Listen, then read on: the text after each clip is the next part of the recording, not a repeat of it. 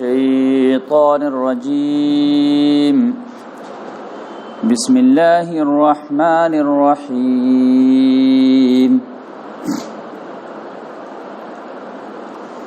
لقد كان لكم في رسول الله أسوة حسنة لمن كان يرجو الله واليوم الآخر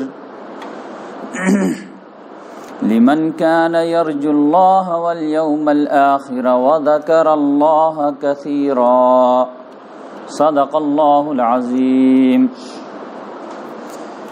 محترم سامعین کرام، ابھی آپ لوگوں کے سامنے سورۃ الاحزاب جو سورہ نمبر 33 ہے، پارہ نمبر 21 میں سے شروع ہو کر کے پارہ نمبر 22 پہ ختم ہوتی ہے، اس کی آیت نمبر 21 کی میں ایک آیت کی تلاوت کیا۔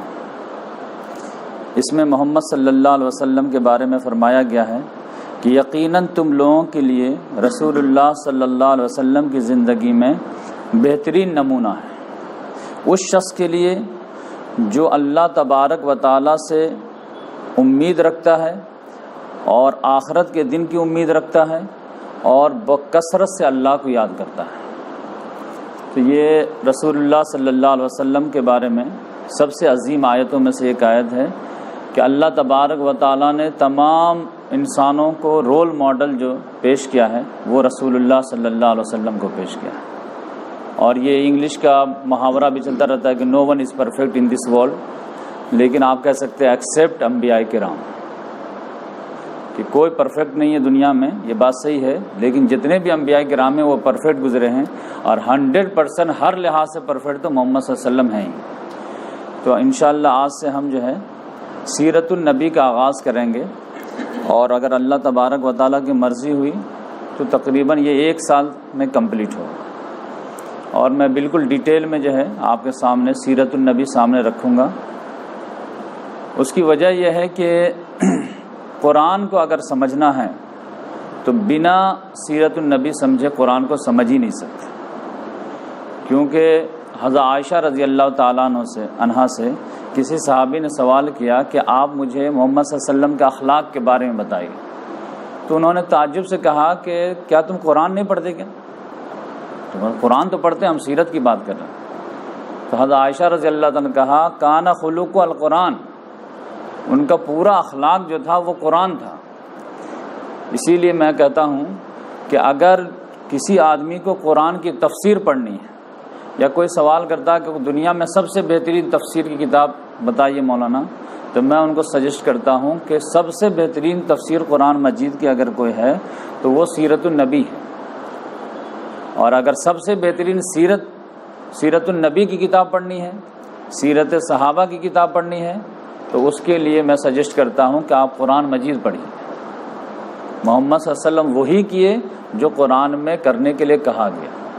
تو اس لحاظ سے قرآن جو ہے ایک تھیوریٹیکل کتاب ہے، اور ایک پریکٹیکل اس میں جو رنگ بھرا گیا ہے وہ سیرت النبی کے ذریعے۔ پھر قرآن میں جو مسائل پیدا ہوتے ہیں اس کی جو تشریح ہے، ایکسپلینیشن ہے، وہ احادیث کہلاتی ہے۔ تو اس لحاظ سے قرآن، سیرت اور حدیث، یہ تینوں جو ہے ہمارا سرمایہ ہے۔ کسی کو بھی دین میں پرفیکٹ ہونا ہے تو یقینی بات ہے تینوں چیز سے رہنمائی لینی ہوگی۔ تو آج سے انشاءاللہ ہم شروع کرتے ہیں۔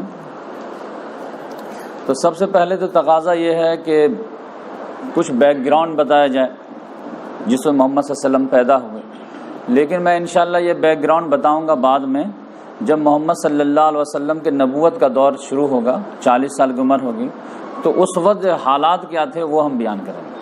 آج ہم جو ہے 2-3 سوالات جو محمد صلی اللہ علیہ وسلم کے تعلق سے ہے وہ جو ہے اس کو حل کرنے کی کوشش کریں گے۔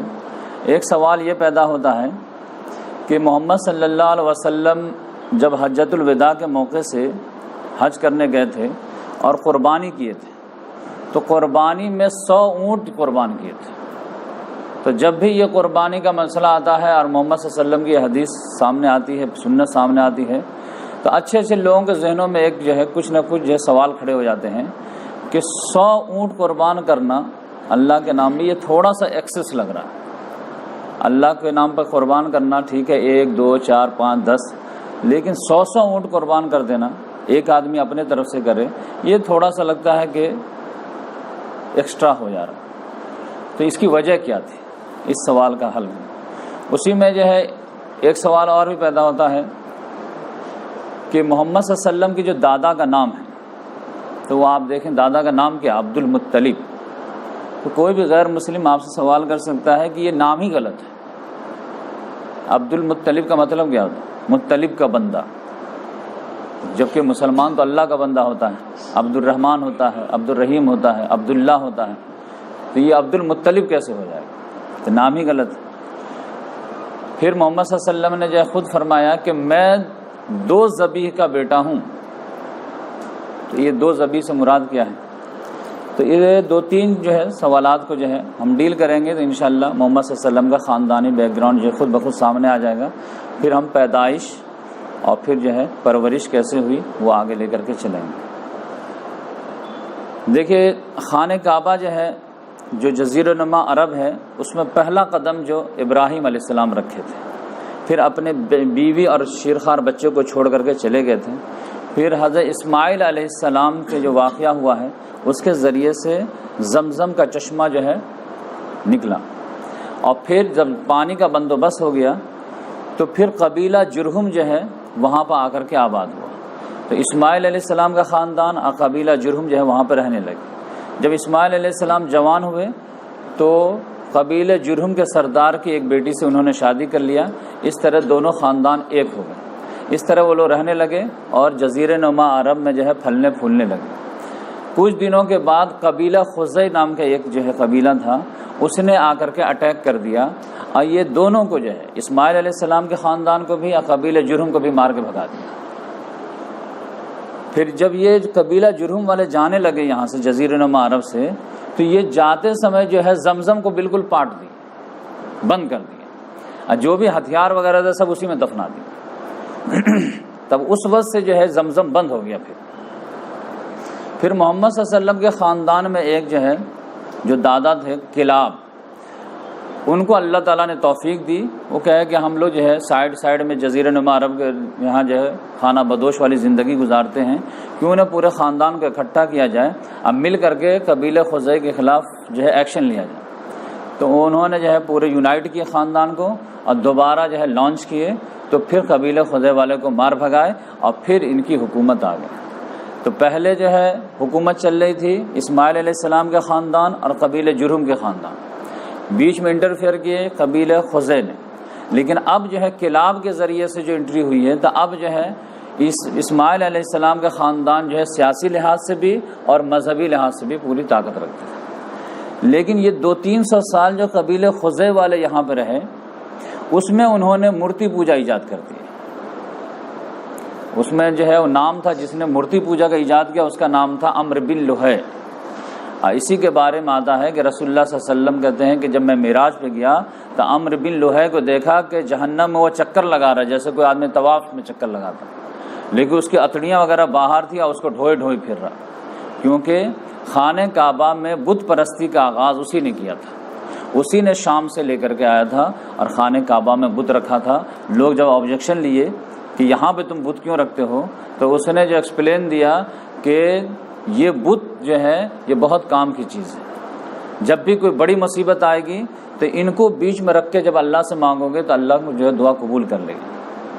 اور اللہ تعالیٰ نے آزمائش کے طور پر 2-3 دعا قبول بھی کر لی. تو سب لوگ جو ہے بت رکھنے لگے. تو پھر اس طرح ہر قبیلے والے اپنا اپنا بت رکھنے لگے، جس کی وجہ سے آپ دیکھیں گے کہ محمد صلی اللہ علیہ وسلم کی پیدائش کے وقت میں 360 بت خانہ کعبہ میں رکھے تھے. تو ایک نیچرلی بچہ کے ذہن میں سوال پیدا ہوتا ہے کہ خانہ کعبہ جو توحید کا مرکز تھا، ابراہیم علیہ السلام اس کو توحید کا مرکز بنائے تھے، اور محمد صلی اللہ علیہ وسلم کی پیدائش کے وقت میں خانہ کعبہ کے متولی جو تھے وہ عبد المطلب تھے، تو ان کے ہونے کے باوجود وہاں پہ بت کیسے تھے؟ تو اس سوال کا جواب ڈھونڈنا ضروری ہے. تو یقینی بات ہے محمد صلی اللہ علیہ وسلم کے خاندان والے بت نہیں لائے تھے، بلکہ کچھ عرصے کے لیے دوسرا قبیلہ جو قبیلہ خزائی تھا وہ قابض ہو گیا تھا. تو اس کا جو ایک آدمی تھا عمرو بن لوہے، اس نے جو ہے بتوں کو ایجاد کر دیا تھا. اب یہ 200-300 سال میں لوگوں کے جو ہے گٹھی میں پڑ گئی بت. تو دوبارہ جب کلاب جو انٹری لیے ہیں تو سب چیز کا تو اصلاح کر دیے، لیکن جو ہے بتوں کو نہیں نکال پائے. کیونکہ لگا کہ اگر اس کے خلاف ایکشن لیں گے تو پھر سارے لوگ ہمارے خلاف کھڑے ہو جائیں گے. تو انہوں نے سوچا کہ رہنے دو، بقیہ سب کام تو حاجی کو خدمت کرنا، پانی پلانا، یہ سب کام ہو رہا ہے، اس کو بعد میں دیکھیں گے. تو کلاب نے بھی سوچا بعد میں دیکھیں گے، ان کے بعد بھی آنے والے نے سوچا کہ بعد میں دیکھیں گے، ان کے بعد بھی سوچا بعد میں دیکھیں گے، یہاں تک کہ عبد المطلب کی باری آ گئی. انہوں نے بھی سوچا کہ بعد میں دیکھیں گے، کہ اس کے خلاف آواز اٹھانا معمولی بات نہیں ہے. لیکن اللہ تبارک و تعالیٰ کی مرضی یہ تھی کہ اب یہ بت پرستی ختم ہونی چاہیے، اور توحید کا سینٹر جو ہے خانہ کعبہ بتوں کی گندگی سے پاک ہونی چاہیے. تو اللہ تعالیٰ نے محمد صلی اللہ علیہ وسلم کو مبعوث کیا. تو عبد المطلب کے دور میں ہی جو ہے زمزم جو بند تھا، تو اللہ تعالیٰ نے چاہا کہ یہ جاری ہو جائے دوبارہ. تو اس کے لیے یہ معاملہ ہوا کہ اللہ تبارک و تعالیٰ نے عبد المطلب کو خواب میں دکھایا اور حکم دیا کہ زمزم کھودو. تو ان کو سمجھ میں نہیں آیا کہ زمزم کھودو مطلب کیا. پھر دوسرے دن خواب آیا، زمزم کھودو گوبر اور خون کے درمیان. پھر انہیں کچھ زیادہ سمجھ میں نہیں آیا کہ کیا مطلب. پھر ایک تیسرے دن بھی خواب آیا، زمزم کھودو گوبر اور خون کے درمیان اور چوٹیوں کے چھتے کے پاس. تب ان کو لگا کہ 3 دن خواب آیا. ابراہیم علیہ السلام کو بھی خواب ہی آیا تھا کہ بیٹے کو ذبح کرو. تو ان کو لگا کہ کچھ معاملہ ہے. تو جو ہم جولی ساتھی ہوتے ہیں ان کو لیے کہ چلو تو تھوڑا سا ٹہلتے ولتے ہیں، کیا زمزم کھودو خون گوبر کے پاس. تو جیسے ٹہل رہے تھے کہ وادی میں ایک جگہ گوبر اور خون نظر آیا، کہ کوئی قافلہ والا گزرا ہوگا، اس نے کوئی جو اونٹ کو ذبح کیا ہوگا، تو خون بھی پڑا ہوا ہے گوبر بھی پڑا ہوا ہے. کاری یہ تو مجھے خواب میں جو دکھایا تھا دونوں نظر آ گئے. تھوڑے سا اور آگے ادھر ادھر دیکھے دائیں بائیں تو وہ جو ہے چوٹی کا چھتا بھی نظر آ گیا. تو کہا اچھا خواب میں جو میں دیکھ رہا ہوں وہ یہی ہے. لہذا کھدائی شروع کیے. تو جو قبیلے جرہم والے جو تھے اسلحہ وغیرہ سارے سونا وونا بھی ڈالے تھے وہ سب ایک ایک کر کے برآمد ہونے لگے. تو ایک ہنگامہ ہو گیا. ابھی پانی تو برآمد نہیں ہوا لیکن اسلحہ برآمد ہو رہا.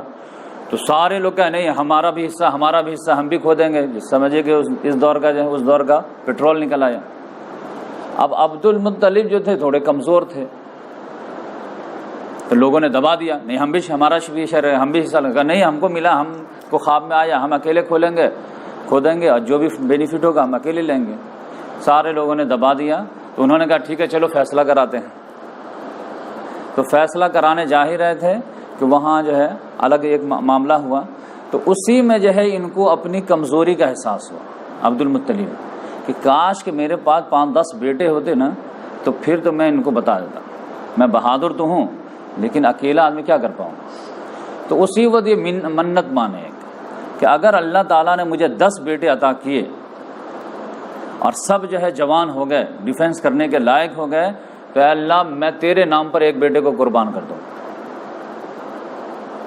تو وہ دل سے دعا مانگے تھے، منت مانگے تھے. اللہ تعالیٰ نے دعا قبول کر لی. دعا قبول کیے، لگاتار بیٹے ہوتے چلے گئے. 10 بیٹے ہوئے. تو اب یہ عرب میں جو ایک خوبی تھی سارے خامیوں کے باوجود کہ وعدے کے وہ پکے ہوتے تھے، قول کے بہت پکے ہوتے تھے. اس لحاظ سے جیسے بیٹے لوگ جوان ہوئے تو انہوں نے کہا کہ بیٹوں کو جمع کیے، بیٹھائے کہ دیکھو تمہارے پیدا ہونے سے پہلے میں نے ایک عزم کیا تھا، ایک منت تھی کہ اگر اللہ تعالیٰ مجھے 10 بیٹے دیں گے تو ایک بیٹے کو میں اللہ کے راہ میں قربان کر دوں گا. تو تمہاری کیا رائے؟ انہوں نے کہا ابو جان جو آپ کی مرضی. تو اب کون سے بیٹے کو ذبح کریں؟ ایک سوال پیدا. تو کہا قرآن اندازی کر لیجئے، جس کا نام آئے گا اسی کو قربان کر دیجئے گا. تو فال کے تیر نکالے گئے تو اس میں جو ہے عبداللہ کا نام آ گیا. یہ سب سے پیارا بیٹا، سب سے جو ہے خوبصورت بیٹا. فوراً پکڑے ہاتھ چلو مینا کی طرف، وہاں پہ جا کر کے تم کو قربان کریں گے. جیسے ابھی لے جا رہے تھے کہ بنو نجار جو محمد صلی اللہ علیہ وسلم کے ننیال والے تھے وہ فوراً آگے پکڑ لیے، نہیں میں اپنے نواسے کو قربان نہیں کرنے دوں گا. ادھر ابو طالب جو تھے یہ عبداللہ کے بڑے بھائی تھے، انہوں نے کہا تھا ابو جان ایسا نہیں کرنے دیں گے. یہ کوئی مطلب کی بات ہوئی کیا؟ کچھ بھی آپ جو ہے عزم کر لیتے ہیں. نہیں بیٹا میں منت مانا ہوں. ٹھیک ہے منت مانے لیکن ایسا بھی کوئی منت مانتے کیا کہ بیٹا ہے کہ ذبح کرنے چلیں گے؟ آپ کچھ بھی کیجئے لیکن یہ جو ہے ہم اپنے بھائی کو ذبح ہونے نہیں دیں گے. تو ادھر ان کے جو ہے ننیال والے آ گئے، ادھر بیٹے لوگ بھی جو ہے تھوڑا سا گرم ہونے لگے. تو پھر بولے کہ بیٹا میں کروں تو کیا کروں؟ تو انہوں نے کچھ بھی کیجئے لیکن یہ جو ذبح نہیں ہوگا. تب پھر کسی نے مشورہ دیا کہ ایک عورت جو ہے جو کہانت وغیرہ کرتی ہے اس سے جا کر کے پوچھے کوئی حل بتائے گی. تو ایک خاتون کے پاس سب لوگ گئے کہ بولے دیکھو اس طرح کا معاملہ ہو گیا ہے, آپ ہی کوئی مشورہ دیے, ہم لوگ کیا کریں. تو اس عورت نے مشورہ دیا کہ دیکھیے آپ ایسا کیجئے کہ عبداللہ کو ایک طرف رکھیے اور ایک طرف 10 اونٹ کو رکھیے, اور اس کے بعد جو تیر پھینکیے. اگر اس سائڈ تیر جو ہے ان کے حصے میں ہے تو پھر 10 اونٹ اور بڑھا دیجیے, اور اگر اس سائڈ آ جائے تو اس کو قربان کر دیجیے, آزاد ہو جائے گا.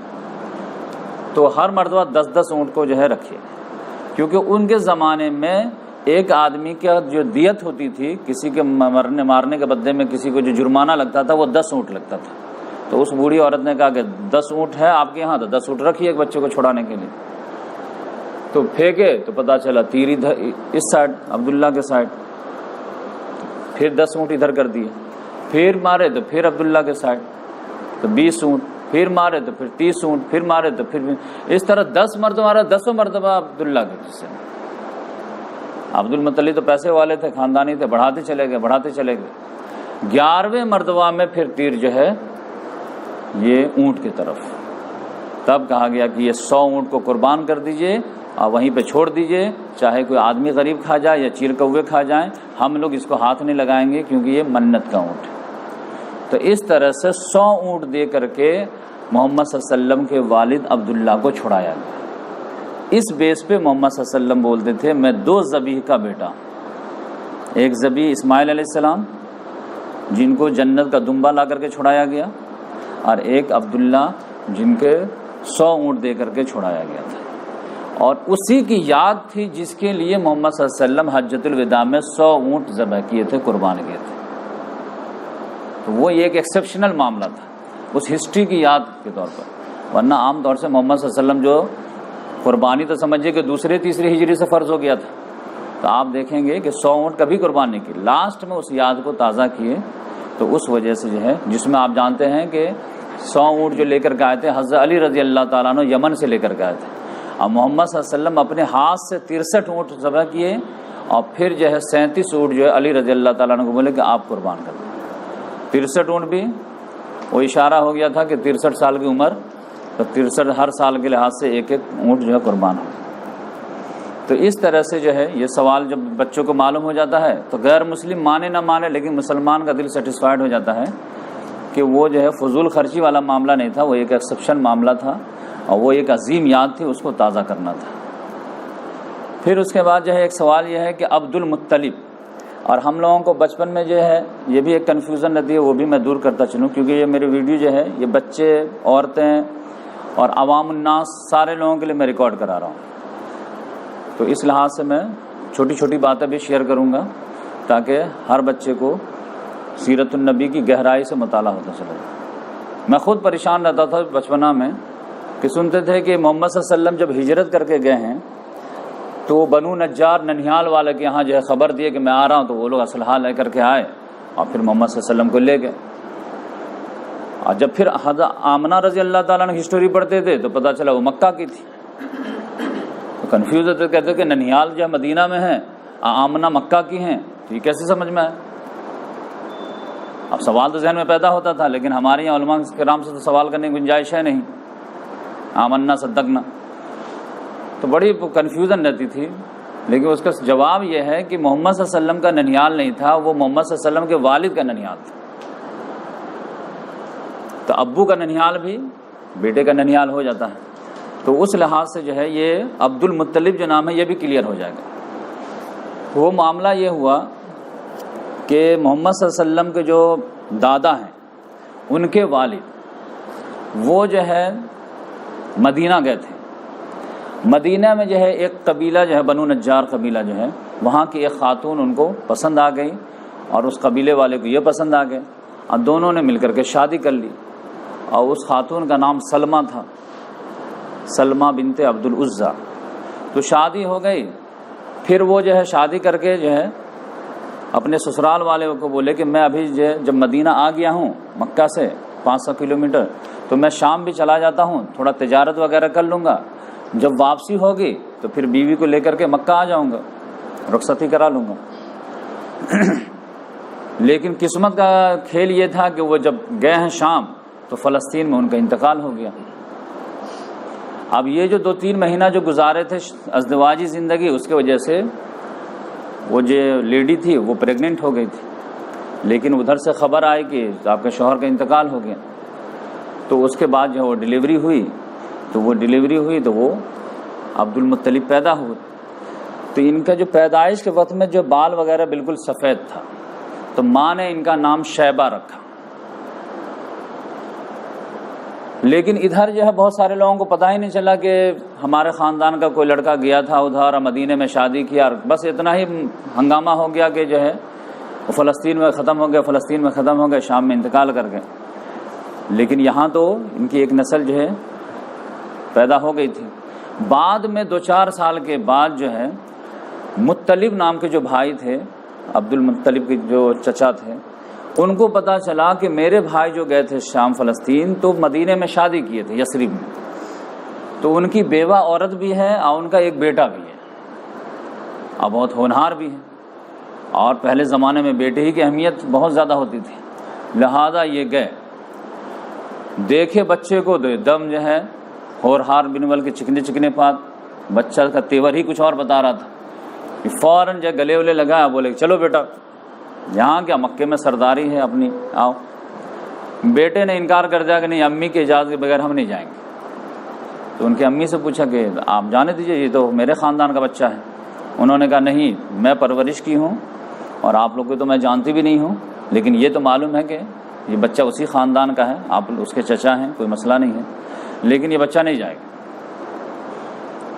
تو اب مطلب نے کہا کہ دیکھیے اس کو جانے دیجئے، میں آپ کو گارنٹی دیتا ہوں کہ میں اپنے بعد سرداری اس کو دوں گا. یہ بچے کو میں نارمل بچہ بنا کے نہیں رکھوں گا، میں اپنے بعد جو ہے اس کو سرداری سے نوازوں گا اور یہ خانہ کعبہ کا متولی ہوگا. تو کہا یہ بات ہے؟ کہاں یہ بات، تب لے جائیے. تو 8-10 سال کے بچے کو لے کر کے مدینہ سے آئے. جب مدینہ سے آئے تو لوگوں نے جو ہے فوراً کہہ دیا کہ مطلب نے جو ہے غلام خرید کر کے چھوٹا بچہ لے کے آیا ہے، تو اس کا نام ہی عبد المطلب رکھ دیے. مطلب کا غلام.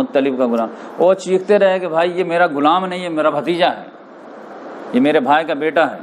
لیکن ایک بات جو اڑ جاتی ہے لوگوں کے زبان پہ آ گئی، لہذا لوگ عبد المطلب کتنے بھی وہ صفائی دیتے رہے، لیکن نام ان کا وہی پڑ گیا، عبد المطلب. پھر وہ مطلب کا کچھ دنوں کے بعد انتقال ہو گیا، تو پھر پوری سرداری جو ہے یہ عبد المطلب کی آ گئی. یہ اتنے زیادہ قابل تھے کہ پھر محمد صلی اللہ علیہ وسلم کی ادھر کے خاندان میں دادا میں سب سے زیادہ عزت انہی کو ملی. یہی وجہ ہے کہ آپ دیکھیں گے کہ ان کے ہی دور میں جو ہے ابرہا نے جو ہے لشکر لے کر کے آیا تھا ہاتھیوں سمیت خانہ کعبہ کو اٹھانے کے لیے، تو اللہ تعالیٰ نے عبد المطلب کی لاج رکھ لی اور ابابیل کے ذریعے سے ان کی حفاظت کرائی. جبکہ اللہ کا گھر جو ہے آپ جانتے ہیں بیت المقدس میں جو ہے مسجد اقصی وغیرہ بھی تھی، 2 مرتبہ توڑے گئے تھے. 587 قبل مسیح میں بخت نظر کے ذریعے سے اور 70 عیسوی میں رومن ٹائٹس کے ذریعے سے، لیکن وہاں پہ ابابیل نہیں آیا. لیکن خانہ کعبہ کو ڈھانے کے لیے جب ابرہا آیا ہے تو اللہ تعالیٰ نے ابابیل کے ذریعے سے اس کا ڈیفنس کیا ہے، جو ہر ایک کو معلوم ہے. تو یہ واقعہ کب پیش آیا تھا؟ یہ واقعہ پیش آیا تھا محمد صلی اللہ علیہ وسلم کے پیدائش سے 50 دن پہلے. چونکہ اس لشکر میں جو ہے ہاتھی وغیرہ بھی 9-10 ہاتھی بھی لایا تھا ابرہا، اس وجہ سے ہاتھی والے ہی مشہور ہو گئے. تو سورہ فیل جو نازل ہوئی ہے، الم تر کیف فعل ربک باصحاب الفیل الم یجعل کیدہم فی تضلیل وارسل علیہم طیرا ابابیل ترمیہم بحجارۃ من سجیل فجعلہم کعصف مأکول. کیا تم نے نہیں دیکھا ہم نے کیا کیا ہاتھی والوں کے ساتھ؟ تو اس کو جو ہے ہسٹوریکل جو ہے ایک نام دے دیا گیا، عام الفیل، یعنی ہاتھی والوں کا سال. اور اسی سال محمد صلی اللہ علیہ وسلم پیدا ہوئے. یہ جو ہے ابرہا کا لشکر کی تباہی کا والا جو معاملہ ہوا ہے ابابیل والا، یہ محرم کے مہینے میں ہوا ہے. اور پھر محرم، صفر، ربیع الاول، 1-1.5 مہینہ کے بعد جو ہے یہ واقعہ پیش آیا. تو اس لحاظ سے محمد صلی اللہ علیہ وسلم کی پیدائش جو ہے 1 عام الفیل 571 عیسوی، اردو تاریخ جو ہے 12 ربیع الاول کو محمد صلی اللہ علیہ وسلم کی پیدائش ہوئی، اور یہ 9 تاریخ کو جو ہے بتائے جاتے ہیں، یہ بات غلط ہے۔ 12 ربیع الاول پیر کے روز صبح کے وقت جو ہے ہوئی۔ اس میں بھی یہ اللہ تعالیٰ کی آزمائش کے رسول اللہ صلی اللہ علیہ وسلم کو ایک بہت لوگوں کے لیے، انسانیت کے لیے رول ماڈل بنانا تھا، اور اللہ تعالیٰ نے انسانوں کو پیدا ہی آزمائش کے لیے کیا ہے، تو ہر کے امتحان ہونا ہے، ہر کی آزمائش ہونی ہے۔ تو اللہ تعالیٰ نے ایسی آزمائش سے محمد صلی اللہ علیہ وسلم کو شروع دن سے تیار کیا کہ دنیا کا کوئی دوسرا آدمی کھڑا کے یہ نہیں کہہ سکتا کہ میں ان سے زیادہ برے کنڈیشن میں تھا۔ تو محمد صلی اللہ علیہ وسلم کے والد جو عبداللہ تھے، وہ عبد المطلب کے ہاتھوں ذبح ہونے سے تو، قربان ہونے سے تو بچ گئے، لیکن قدرت کا کام جو ہے اپنا ایک فیصلہ تھا کہ پھر بھی ان کو جوانی میں جانا تھا۔ 25 سال کی عمر میں وہ شام تجارت کے لیے گئے، مدینے میں کچھ دن کے لیے ٹھہرے، لیکن وہیں ان کو جو ہے طبیعت خراب ہو گئی، اور وہیں ان کا انتقال ہو گیا، اور آمنہ کو خبر آئی کہ آپ کا جو ہے شوہر انتقال ہو گیا۔ تو وہ بہت ذہین خاتون تھی، بہت اچھے اچھے اشعار اپنے شوہر کے بارے میں کہے، جو رحیق المختوم میں بھی ہے، جس سے آپ کو پتہ چلے گا کہ ان کو شوہر سے کتنا پیار تھا اور وہ کتنے عظیم تھے۔ تو اس طرح محمد صلی اللہ علیہ وسلم ابھی ماں کے پیٹ ہی میں تھے کہ والد کا سایہ سر سے اٹھ گیا۔ تو 2-3 مہینے کے بعد جب ڈیلیوری ہوئی ہے، صبح سویرے ایک دم فجر کے بعد، تو اب بیوی آمنہ نے جو ہے سب سے پہلے خبر دی، اپنے خادمہ کو بولی کہ جا کر کے دادا کو خوشخبری سنا دو کہ پوتا ہوا ہے، اور پوتا بھی وہ کہ جو بیٹا مر گیا ہے، جو سب سے چہیتا تھا، اس کی نشانی کے طور پر ہوا ہے۔ تو وہ دوڑی ہوئی گئی، اور جو ہے عبد المطلب جو ہے، ان کا عام اصول معمول تھا کہ خانہ کعبہ میں صبح میں جو ہے گدی وغیرہ لگا کے بیٹھتے تھے آرام سے۔ ان کو جب انفارمیشن ملی، کان تو لگے ہوئے ہوں گے کہ کچھ نہ کچھ خبر آنی ہے۔ جیسے پتہ چلا کہ جو ہے پوتا ہوا ہے، وہ دوڑے ہوئے آئے، پھر جو ہے ان کو بچے کو نہلا دھلا کر کے پیش کیا گیا، تو اتنا جھومے کہ فوراً لے کر کے خانہ کعبہ بھاگ گئے، سارے اپنے دوستوں کو دکھائے، دیکھو پوتا ہوا پوتا ہوا، سب لوگوں نے مبارکباد پیش کی، تو سب لوگ جو ہے خوشی شیئر کیے۔ پھر کسی نے پوچھا کیا نام رکھو گے اس کے، اتنا خوش ہوتا کیا اس کا میں ہسٹوریکل نام رکھوں گا، بتائیے کیا نام سوچ کے رکھے؟ تو میں اس پوتے کا نام رکھوں گا محمد۔ تو کہا ارے یہ تو بڑی یونیک نام لگ رہا، اتنا بہترین نام کیسے آ گیا تم کو، کیا مطلب ہے اس کا؟ کہا کہ محمد نام کا مطلب یہ ہے کہ وہ شخص جس کی سب سے زیادہ تعریف کی جائے۔ اب میں یہ چاہتا ہوں کہ یہ میرا پوتا جو ہے، اس کی میں ایسی پرورش کروں گا، اتنا ٹیلنٹڈ بناؤں گا کہ ساری دنیا اس کی تعریف کرے گی۔ اور پھر لا کر کے ماں کے حوالے کر دیے۔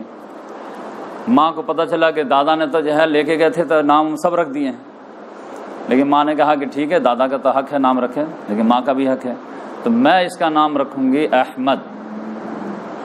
احمد کے معنی جو سب سے زیادہ تعریف کرنے والا، تو اس لحاظ سے دونوں میننگ ہو گئی۔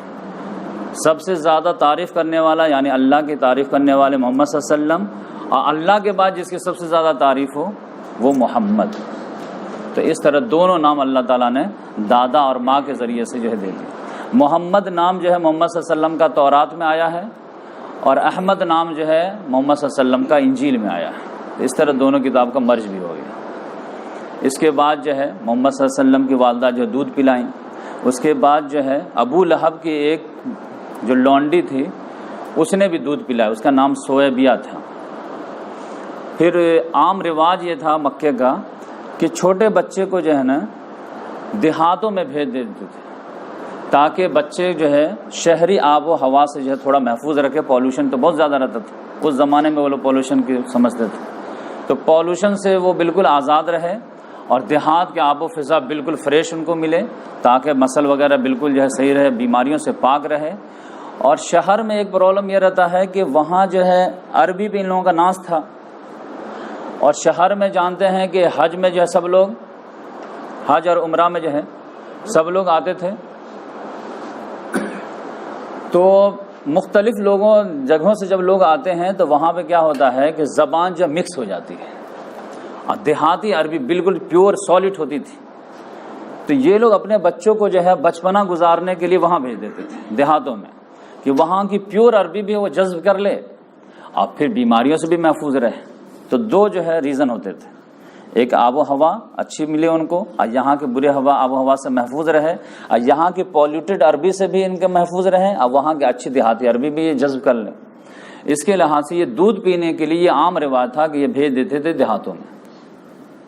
تو اب آپ سمجھیے کہ دودھ پینے کے لیے جو بھیجنا 2 سال کے لیے یا 4 سال کے لیے, تو آپ سمجھیے کہ ہم لوگ سمجھتے ہیں کہ وہ دودھ پیتا بچہ کیا سن رہا ہوگا, کیا سیکھ رہا ہوگا, جبکہ یہ معاملہ بات معلوم ہے کہ بچہ جو ہے جیسے ہی آنکھ کھولتا ہے ویسے ہی وہ سیکھنا شروع کر دیتا ہے. اس کا دماغ جو ہوتا ہے وہ کلین سلیٹ ہوتا ہے, جو بھی آپ بولتے ہیں وہاں پہ لکھ رہا ہوتا ہے, بس جو وہ سن رہا ہوتا ہے, جو جذب کر رہا ہوتا ہے, اس کو ایکسپریس کرنے کو اس کے پاس طاقت نہیں ہوتی. اسی لیے اللہ تعالیٰ نے کہا, رسول اللہ صلی اللہ علیہ وسلم نے فرمایا کہ جیسے بچہ پیدا ہو تو فوراً جو ان کا اذان کہو, کیونکہ وہ لکھ رہا ہو, کلین سلیٹ ہے, اور پھر جو اندر جائے گا پھر بعد میں وہی نکلے گا جب اللہ تعالیٰ اس کو بولنے کی صلاحیت دے گا. تو اس لحاظ سے مکہ والے پہلے سے محسوس کرتے تھے. تو پھر یہ قسمت کس کو نصیب ہو کہ محمد صلی اللہ علیہ وسلم کو دودھ پلائیں. تو قبیلہ بنو سعد کی ایک عورت تھی, ان کا نام تھا حلیمہ سعدیہ. وہ خود ہی بیان کرتی ہے, ایک بہترین حدیث ہے, میں پوری سناؤں گا انشاءاللہ. اس میں انہوں نے فرمایا کہ ہمارے ایریا میں قحط کا زمانہ تھا, بالکل سوکھا پڑا ہوا تھا, کھانے کے باندھے تھے, کچھ بھی نہیں تھا. تو ہم لوگ جو ہے 5-10 خاتون جو اس زمانے میں جن کو جب بچہ پیدا ہوا تھا, تو وہ لوگ مشورہ کر کے ایک قافلہ بنائے کہ چلتے ہیں, اور مکہ پیسے والے لوگ, تجارتی لوگ ہیں, تو ایک ایک بچہ لے کر کے آئیں گے, ان کا بھی فائدہ ہمارا بھی فائدہ. تو سب لوگ تیار ہوئے, لیکن وہ بولے کہ سارا ایریا تو قحط سے جو جوجھ رہا تھا, لیکن اس میں زیادہ جوجھ رہی تھی, میں سب سے کمزور تھی. میرے پاس ایک اونٹنی اور ایک جو ہے سفید گدھی تھی. تو ایک پہ میرے شوہر بیٹھ گئے اونٹنی پہ, اور میرا بچہ لے لیے وہ جو پیدا ہوا تھا, اور ایک گدھی جو سفید تھی وہ بالکل لاغر تھی, اس میں میں بیٹھ گئی. پھر قافلہ روانہ ہوا تو دوسرے قافلے کی عورتیں جو ہے اونٹنی وغیرہ تھی, وہ قدرے غنیمت تھی, تو تھوڑا تیز چلتی تھی. اب میری گدھی تو چل ہی نہیں پاتی تھی, تو میں پیچھے رہ جاتی تھی. اب وہ لوگ لحاظ کر کے تھوڑا رک جاتی تھی آگے, بھائی آنے تو حلیمہ کو بھی, لیکن حلیمہ کو آنے تو کتنے مرتبہ ان کے لیے رکا جائے. تو بھائی ٹھیک ہے, 1 مرتبہ ویٹ کی, 2 مرتبہ ویٹ کی, 3 مرتبہ, سب لوگ جھنجھلا کے اس کو جانے, تو یہ لگتا ہے کہ یہ ہمیشہ ہی پیچھے رہ جائے گی. لہٰذا سارے لوگ ہم کو جھنجھلا کر کے چھوڑ دیے اور فوراً چلے گئے, مکہ پہنچ گئے. کچھ 2-3 مرتبہ لحاظ کیے, لیکن رہتے تنگ آ کر کے چھوڑ دیے. ہم لوگ کہ ٹھیک ہے بھائی, اب ہم کیا کر سکتے ہیں, ہمارے گدھی اتنی لاغر ہے, تو زیادہ مار بھی نہیں سکتے. تو اس لحاظ سے ان لوگوں کے مکہ میں پہلے انٹری ہو گئی, اب میری 1-2 روز کے بعد ہوئی. اب فرسٹ کم فرسٹ سر, تو سب لوگوں نے یہی پتا کیا بھائی مکہ کا سردار کون ہے, عبد المطلب. اس کے خاندان میں کوئی بچہ پیدا ہوا کہ ہاں ہوا ہے, کہاں ہے, چلو دکھانے کا بچہ بہت پیارا ہے, مجھے دیتے کہ ہاں لے جاؤ. لیکن آمنہ پہلے کیا دیتی تھی, لیکن جو اس نیت سے لے جا رہی ہو یہ جان لو کہ یہ بچہ یتیم ہے, اس کے والد ہیں. اچھا اس کے والد نہیں ہے, تب اس کو لے کے کیا ہوگا, آپ کیا دیں گے اور اس کا دادا کیا دے گا. نہیں, دوسرا بچہ جس کے والد ہوں تو وہ زیادہ کچھ نہ کچھ دے گا. اس طرح وہ کہتی ہے کہ ہر خاتون پر وہ بچہ پیش کیا گیا, لیکن چونکہ والد نہ ہونے کی وجہ سے, کچھ انکم کی امید نہ ہونے کی وجہ سے, سب نے جو ہے چھوڑ دیا کہ میں نہیں لوں گی, اس بچے کو لوں گی جو بچے کے والد ہوں گے. لیکن لاسٹ میں آئی, میں پورا پتا کی, تو پتا چلا میں بھی ویسے ہی نیچرل رہے کہ بھائی سردار کا بچہ ملے تو زیادہ پیسہ ملے گا. تو میرے سامنے بھی پیش کی گئی, میرے سامنے بھی وہ پہلے کہہ دی آمنہ نے, ادھر سنو, پہلے یہ بچہ جو ہے یتیم ہے. 10-20 عورتیں جو ہے نگلیکٹ کر کے گئی ہیں, تو آپ بھی جو ہے پہلے کلیئر ہو جائے. اچھا ان بچے کے والد نہیں ہے, نہیں, تو میں بھی چھوڑ دی. لیکن میں جو دوسرے تیسرے پھر کسی کو کھوجی تو مجھے کوئی نہیں ملا, کیونکہ 1 سال میں کتنے بچے پیدا ہوں گے, 5, 10, 20, 25 ہوئے تھے, وہ سب کو ایک ایک کر کے مل گئے. میں اپنے شوہر کے پاس جو ہے شہر کے باہر جو خیمہ لگائے ہوئے تھے ان کو آ کے بتائے کہ معاملہ یہ ہوا, ہم لوگ پیچھے رہ گئے, اب تو سارے عورتوں کو ایک ایک بچہ مل گیا ہے اور کوئی بچہ ہی نہیں بچا ہے. اب ایک بچہ ہے جس کو جو سب لوگ چھوڑ دیے تھے, میں بھی چھوڑ دی, کہ یتیم ہے, اس کو کیا ملنے والا, اس سے ایک بیوہ عورت کیا دے پائے گی. تو بولے ہاں اس سے تو کوئی فائدہ ہے نہیں. پھر ہم لوگ رات میں مشورہ کیے, لیکن یہ بھی تو تھوڑا اچھا نہیں لگ رہا, انسلٹ کی بات ہے کہ جب گاؤں جائیں گے اور خالی ہاتھ جائیں گے تو پھر لوگ کہیں گے دیکھو قسمت کی کیسی ماری ہے. تو ایسا کرتے ہیں some thing is better than nothing کے تحت جو ہے اسی بچوں کو لے لیتے ہیں، پان نہیں، پان کی ڈنڈی تو دے گی، تو نام سے ہو بھلا کچھ لے لیتے ہیں اس کو. تو شوہر نے لا کے ٹھیک لے لو. تو پھر ہم لوگ شرماتے شرماتے آئے، بولے کہ دے دیجئے وہی بچہ، کہ ہاں لے لو. جیسے ہی وہ میرے ہینڈ اوور کی ہے اور میں نے اس کو اپنے سینے سے لگایا ہے کہ وہ کہتی ہے کہ میرے بدن میں کچھ جو ہے کیفیت تبدیل ہونے لگی. اور جیسے ہی میں بچے کو اپنے چھاتی سے لگائی ہوں کہ پورا جو ہے بچے نے سیر ہو کر کے دودھ پیا. تو میں تو وہیں سے جو فیلنگ محسوس کرتے آئی، اور پھر گھر آئی ہوں تو اپنے بچوں کو بھی دودھ پلائیں، تو بچے بھی جو میرا بچہ بھی جو ہے سیر حاصل کر کے دودھ پیا. اب دونوں ایک دم آرام سے سویا رات میں. جبکہ اس سے پہلے حالت یہ تھی کہ میرا بیٹا دودھ نہ ہونے کی وجہ سے اتنا روتا تھا کہ رات بھر ہم دونوں کو سونے نہیں دیتا تھا، کیونکہ جب اناج ہی نہیں ہوگا تو ماں نہیں کھائے گی تو ماں کو دودھ کہاں سے ہوگا. اور پھر جب اناج نہیں تھا تو پھر جو گھاس پھوس بھی نہیں، گھاس پھوس نہیں تو اونٹنی لا کر، تو اس کو بھی دودھ نہیں. لیکن جب یہ رات ہم بچے کو لے کر کے آئے ہیں تو ہمارے سینے میں جو ہے دودھ بھرا ہوا تھا. یہ محمد صلی اللہ علیہ وسلم بھی دودھ پیے، میرا بیٹا بھی دودھ پیا، تو ان دونوں بچے کا تو معاملہ کلیئر ہو گیا. تو آدھی تسلی تو پہلے ہو گئی. تو میں نے مشورہ دیا شوہر کو کہ تھوڑا سا ٹرائی کیجئے اونٹنی میں، ہم لوگوں کا بھی کچھ ہو جائے.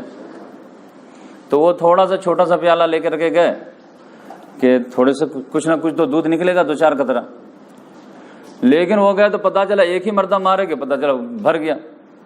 تو یار یہ تو کچھ عجیب ہی معاملہ ہے، لا بڑا سا پیالہ. کہے کہ ہمارے پاس جتنے بھی پیالے والے تھے سب لے کے گئے، سب بھر گیا. تو اس طرح سے برکت. تب جو شوہر بیوی آپس میں مشورہ کیے کہ لگتا ہے تم بہت بابرکت روح لے کر کے آئے. ہاں ہم کو بھی لگ رہا، جیسے میں گود میں اٹھائی تھی میرے بدن میں عجیب فیلنگ ہونے لگی.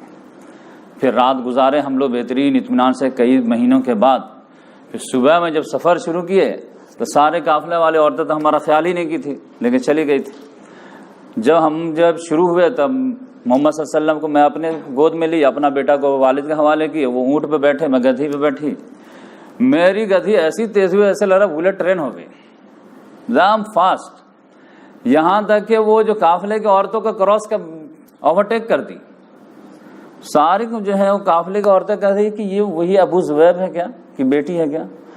وہ حلیمہ کہاں بائے بائے، کہ تم ہمارا خیال نہیں، اب ہم تمہارا کیا خیال کریں. وہ بالکل جو ہے تیزی کے ساتھ جو ہے سب کو پہلے کراس کرتے ہوئے پہنچ گئی.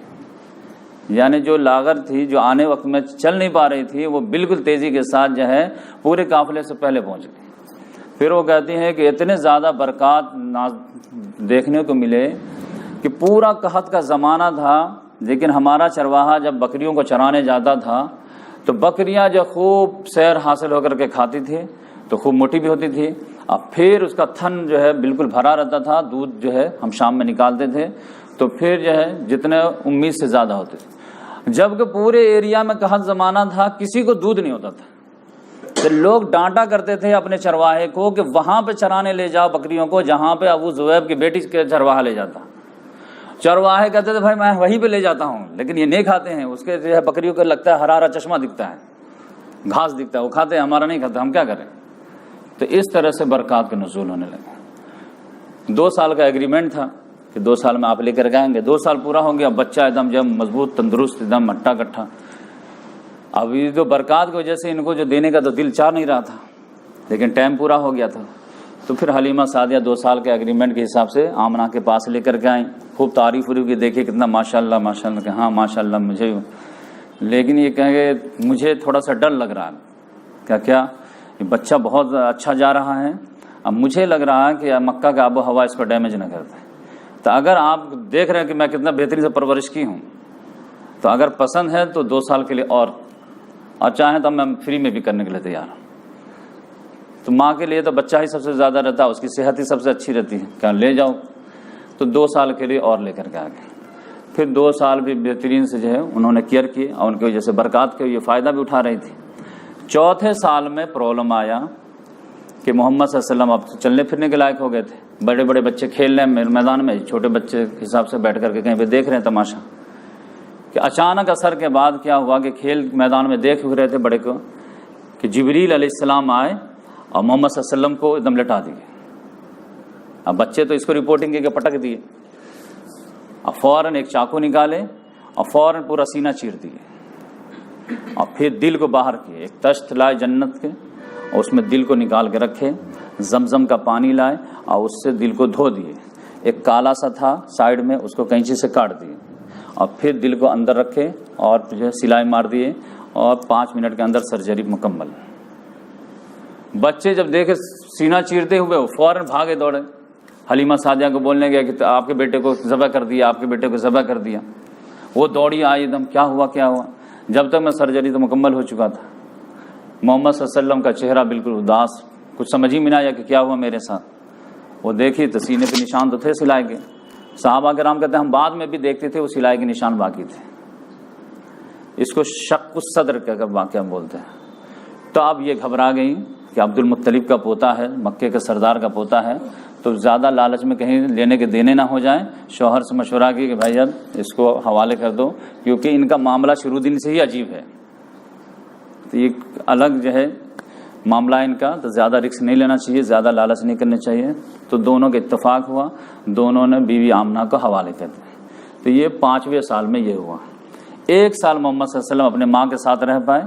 ماں کو جو ہے شوہر کی یاد بہت آ رہی تھی اور دیکھی نہیں تھی جدائی کے وقت میں. تو انہوں نے مشورہ کیا اپنے جو سسر سے, جو گارجین تھے ان کو بولے کہ مجھے شوہر کی یاد آ رہی ہے, تو ایک مرتبہ کم سے کم جو ہے دیکھ نہیں پائے ہوں تو کم سے کم جو ہے قبر کی زیارت ہی کرا دیجیے. تو بولے کہ ٹھیک ہے چلیے. تو وہ ام ایمن جو ایک خادمہ تھی اور محمد صلی اللہ علیہ وسلم اور عبد المطلب 4 لوگوں کا قافلہ مدینہ گیا. بنو نجار میں رشتہ داری پہلے سے تھی, وہاں جو ہے ٹھہرے 1 مہینہ. 1 مہینہ پھر جو ہے برابر حاضری رہی ہوگی قبر مبارک پہ. پھر جب دل بھر گیا کتنا دن رہیں گے. پھر اس کے بعد جب واپسی ہونے لگی تو ابوا کے مقام پر بیوی آمنہ کی طبیعت خراب ہونے لگی. جب خراب ہونے لگی تو روک دیے, لیکن وہ بیڈ ٹو ورس ہونے لگا یہاں تک کہ وہیں پہ انتقال ہو گیا. تب محمد صلی اللہ علیہ وسلم پہ کیا بیتی ہوگی اور کس طرح معصومانہ سوالات کیے ہوں گے, یہ تو آپ سمجھ سکتے ہیں.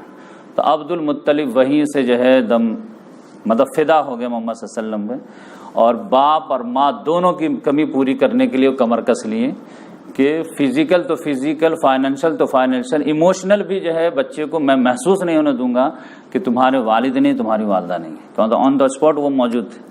تو اس کے بعد کیا ہوا انشاءاللہ ہم بعد میں بیان کریں گے. یہ ہمارا پہلا لیکچر تھا. لیکن ایک بات جو ہے مورل لیسن میں ہمیشہ جو ہے سیرت النبی میں دیتا چلا جاؤں گا. اس میں جو ہے میں جب سیرت کا مطالعہ کر رہا تھا تو مجھے ایک بات سمجھ میں آئی کہ ایگزیکٹ جو یتیمی والا معاملہ تھا, جو دائی لوگ آئے تھے مکے میں اور سب کے سامنے پہلے جو ہے محمد صلی اللہ علیہ وسلم کو پیش کی گئی, لیکن سب لوگوں نے محمد صلی اللہ علیہ وسلم کو پہلے سائڈ میں کر کے دوسرے بچوں کو اختیار کیا. تو ہمارے سامنے بھی لگتا ہے کہ یہی معاملہ ایگزیکٹ پیش ہو رہا کہ اگر دین قبول کرتے ہو, حق پرستی کو قبول کرتے ہو تو یہ پرابلم ہے, دنیاوی تمہارے یہ نقصانات ہیں. اور اگر دوسرے سائڈ میں جاتے ہو یعنی دین جوائن کرتے ہو تو یہ پرابلم ہے, حرام و حلال کا خیال رکھتے ہو تو یہ پرابلم ہے, اور پولیٹکس جوائن کرتے ہو اور حرام و حلال کے تمیز کو کھو دیتے ہو تو یہ فوائد ہے. اب بولو کیا لوگ. تو اکثر لوگ تو نگلیکٹ ہی کرتے ہیں کہ دین بعد میں دیکھ لیں گے, پہلے تو دنیاوی فائدہ آ جانے چاہیے. جبکہ اس یتیمی کی حالت میں جس نے قبول کیا حلیمہ سعدیہ, تو ان تمام دائیوں میں سب سے زیادہ جو ہے خوش نصیب کون دائی ہوئی؟ حلیمہ ہوئی. تو آج کے دور میں بھی محمد صلی اللہ علیہ وسلم کو یتیمی کی حالت میں چھوڑے تھے, آج مسلمان محمد صلی اللہ علیہ وسلم کے لائے ہوئے دین کو یتیمی کی حالت میں چھوڑے ہوئے, دین کے ریپریزنٹیٹو بننے کے لیے تیار نہیں ہیں. دین پہ عمل کرنا ایک الگ چیز ہے, دین کے نمائندہ بننا, پارٹی ممبر بننا. دین کی اچھائی ہے تو آپ کے حصے میں دین کی خرابی ہے تو آپ اس کے ڈیفینڈر.